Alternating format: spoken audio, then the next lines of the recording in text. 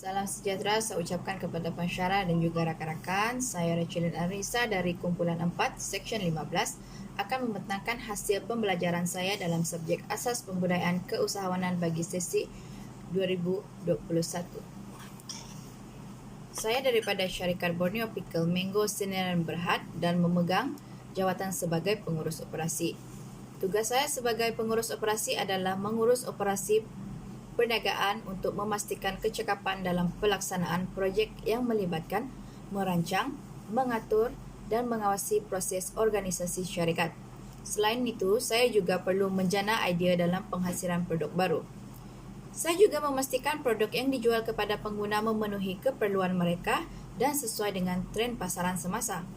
Saya juga mengurus pengurusan rantaian bekalan melibatkan pengurusan proses pengeluaran dari bahan yang diperlukan hingga produk siap dan mengawal segala pengeluaran, penghantaran, pengedaran hingga penghantaran produk. Sebagai pengurus operasi, saya bertanggungjawab dalam menguruskan penghantaran. Saya perlu memastikan bahawa barang yang dihantar kepada pengguna tepat pada waktunya. Seterusnya, saya telah menyertai majlis pelancaran APK Virtual Expo yang pertama dianjurkan oleh page APK UMS pada 24 Mei 2021. Majlis tersebut diadakan melalui laman web Facebook dan dirasmikan oleh Timbalan Naib Chancellor Hal Ehwal Pelajar dan Alumni yang berbahagia Profesor Madya Datuk Rahman Nurin. Selain itu, saya juga telah menyertai jualan secara live dari page Facebook syarikat kami pada 28 Mei 2021 pada 1.30 petang. Saya telah memainkan peranan saya sebagai pengurus operasi dengan mengawasi sesi jualan secara online yang dikendalikan oleh ahli kumpulan yang lain.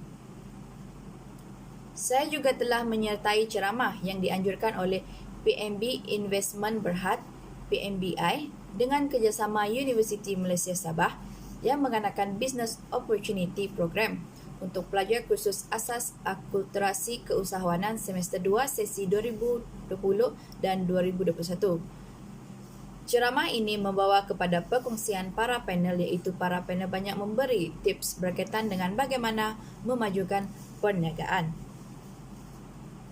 Dan setelah itu, saya juga telah mendaftar Go E-commerce untuk melihat hasil jualan yang dihasilkan oleh syarikat kami.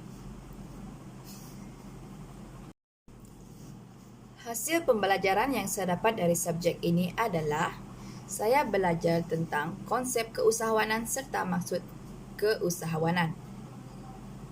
Antaranya adalah seseorang usahawan berjaya perlu mempunyai sifat yang cinta pada perniagaan, fokus pada produk dan pelanggan serta sentiasa mempunyai ketabahan dan mempunyai kepintaran untuk memajukan perniagaan. Selain itu, melalui penubuhan syarikat juga saya dapat memupuk semangat dan budaya persaingan sihat dalam kalangan pelajar melalui Expo Keusahawanan yang dijalankan. Subjek APK juga melahirkan sifat yang kreatif dan inovatif yang tinggi dalam kalangan pelajar. Di samping itu, saya juga berpeluang mempelajari dan sekaligus mempraktikkan kemahiran asas dalam pengurusan perniagaan. Saya juga dapat memperoleh kemahiran untuk menyelesaikan masalah yang dihadapi oleh syarikat dalam perniagaan. Setiap masalah dapat diselesaikan dengan kadar segera kerana adanya perbincangan dan pertukaran idea di antara ahli syarikat untuk menyelesaikan masalah yang sedang dihadapi oleh syarikat.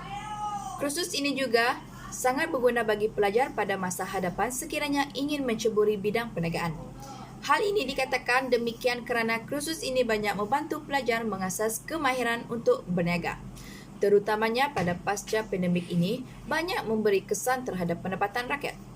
Oleh itu, pelajar dapat mengatasi masalah kemerosotan ekonomi dengan cara berniaga secara atas talian mengikut trend semasa. Itu saja daripada saya. Sekian, terima kasih.